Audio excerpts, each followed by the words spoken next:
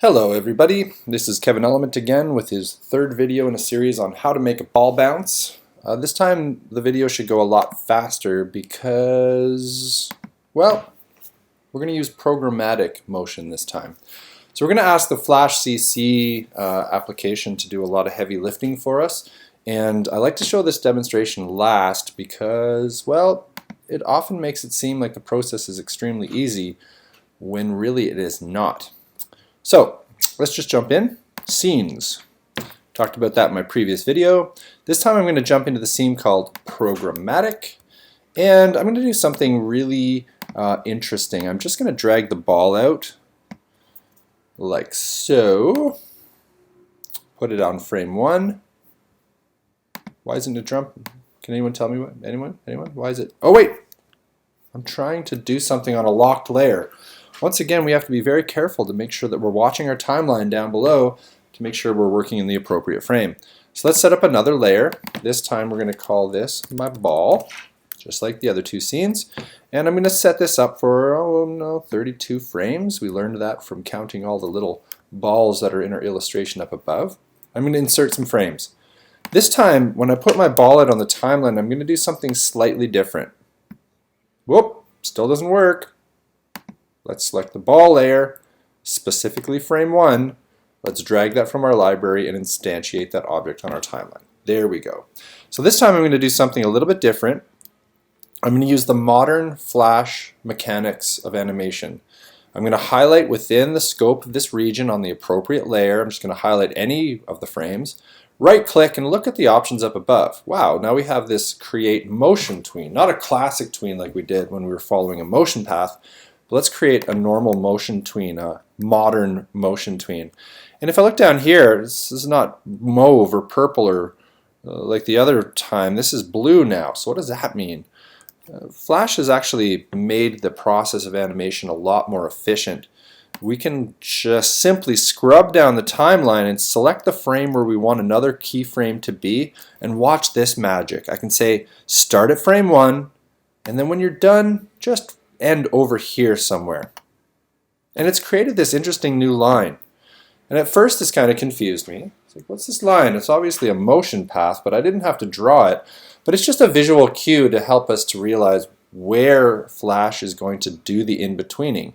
And then these little triangles here, these little rotated squares, they actually supposed to represent keyframes along that. And more importantly, it's going to help us to visualize this interesting term called easing. So for a moment, I just want to stop. Highlight this region where we now have animation. I'm going to scrub the timeline. Good. We have something working. That's awesome. I'm just going to highlight within this region down here to tell Flash that I want to do something called easing. Now, I have to highlight that region and choose properties. And suddenly there's this thing that pops up called ease. Now, what does that do? Well, if I decrease the value to -100, which is this maximum, it says it's going to ease in. Curious. What does that look like?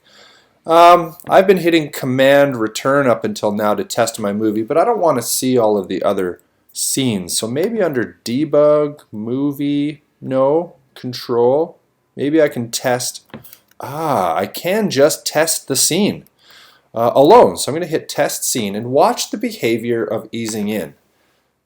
It starts to accelerate. So it starts off really slow and then it speeds up over time. And that's pretty cool. Let's try the opposite. I'm going to drag this. Where did it go? I'm going to drag. Oh, it disappeared. What happened up over here? I can't find it. Oh, this is the properties of the movie clip because I currently have the ball selected. Once again, very carefully, I got to deselect everything and highlight this region of animation down here to inform Flash that I want to manipulate the properties of that specific object. So -100, what if I go over to +100? I could type in the number just like we had before.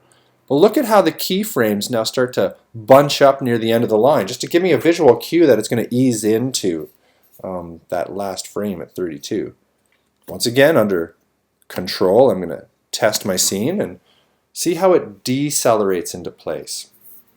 Now, rarely in life, once again, we're talking about physics and reality, do objects move in a perfect uniform velocity. And in animation, it's really important that we utilize this concept called easing, acceleration, deceleration, to make things feel a little bit more fluid and a little bit more natural. Now, I'm going to deselect down here, highlight this region, and I'm just going to set easing back to 0. Now that's a really important idea. That might be a good enough idea that I could put it on a quiz someday. Wink, wink, nudge, nudge. Confederation College students of Interactive Media Development. Might be a good term to put on a quiz. What I want to do here is treat this ball a little bit differently. Now I've set up some default motion, but I wonder if there's some way that I can utilize a library of pre-existing code. I'm just going to look around and mouse over things because I'm a curious guy. There's color and swatches, and there's so much stuff. There's a line and info, and whoa, this transform, and whoa, motion presets. What the heck is that all about? Let me pop this panel open. I'm going to zoom up in here so we can read it real good. And we've got custom presets. So maybe if I made a modern tween myself, I could save it. Or what if I drop these defaults? Oh, these default presets. What's this? Fly in from spiral 3D, zoom in 2D, custom out, zoom out. What is this stuff? It's amazing. Large bounce, medium bounce. There's bounces in here, multiple bounce.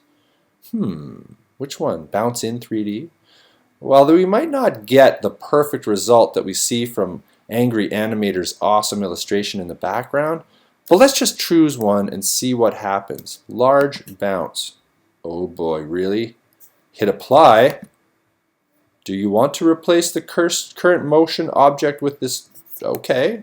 I do want to replace the current motion object with the new selection. And people, please read these pop-ups.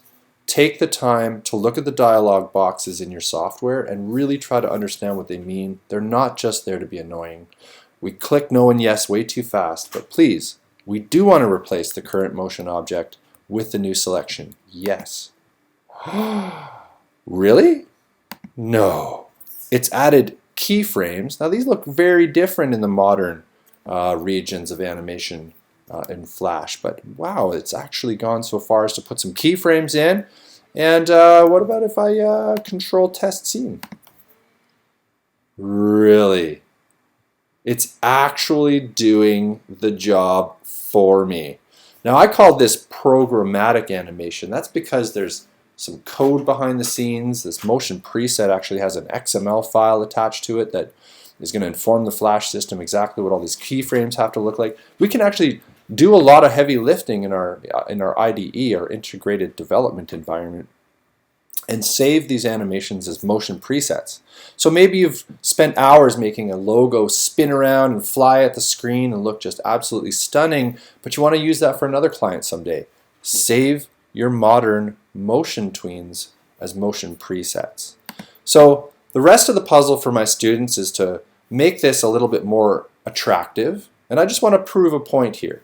Because we were using our movie clips appropriately, I promised earlier that I would figure out a way to dress up this ball so it looks a little bit more realistic. Maybe I want to paint a face on it, or maybe I want to replace it with a 3D object of a real ball. Wink, wink, nudge, nudge. As a PNG with transparency. You can do this later because this movie clip is editable. If I double click on it in my library, it's actually going to isolate this in its own timeline. That's a really big and difficult idea to wrap our minds around. So up here we look in the top left, it says we're in the scene programmatic, but I've double clicked on the ball and, well, what's this? It's now saying that this is a child object of that scene and it has its own timeline. So where did my timeline go? This frustrates a lot of new users. We can actually do a lot of weird animations right inside of this environment, and this movie clip will act independent to the movie itself. That's an advanced topic we need to come back to. But if this ever happens and your timeline changes to one frame and where did all my hard work go, just remember to look up in the left-hand corner to see if you've accidentally clicked on one of your symbols. So I can click on programmatic, I can get back, oh, there it is, there's all the hard work I did. It's actually gone way beyond 32 frames. This system's saying this has got to happen in a lot more time. And my exposure of my back plate this thing I'm tracing back here, that's a good term, back plate. The plate in the background that I'm tracing from. If I scrub the timeline, look at it ends here.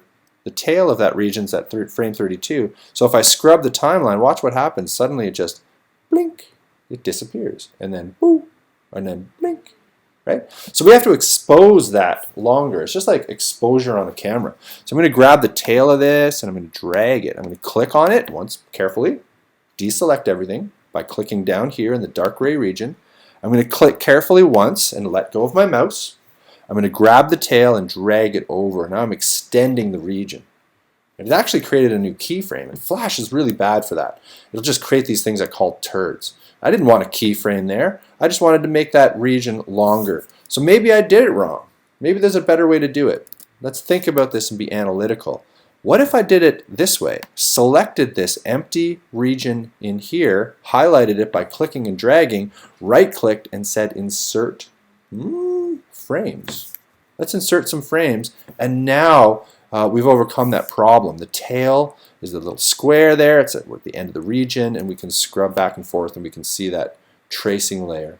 Now there's a lot more work that we have to do to get this thing to match up with what our master keyframer has given us in this illustration in the background. But I'm going to leave that up to you all to figure out on your own, and maybe you can make a video of your own and put that up on YouTube and hopefully celebrate, learning and teaching and celebrating this wonderful process with all of the people around the world.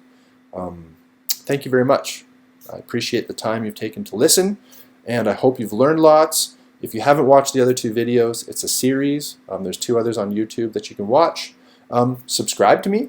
I want to say to professors in the world, if this is a learning opportunity that you want to leverage into your classrooms, go for it.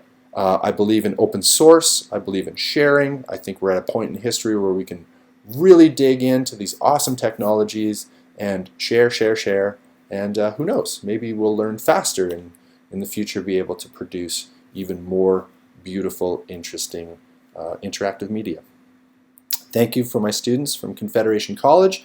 And once again, www.confederationc.on.ca/IMD is the program where I proudly teach, and I coordinate the program as well. So if you want to meet me face-to-face, take a look at my website, confederationc.on.ca/IMD. And who knows, maybe you'll enroll someday and we can do this kind of work on really, really powerful computers and incredible creative learning environments. Thank you very much. Bye-bye.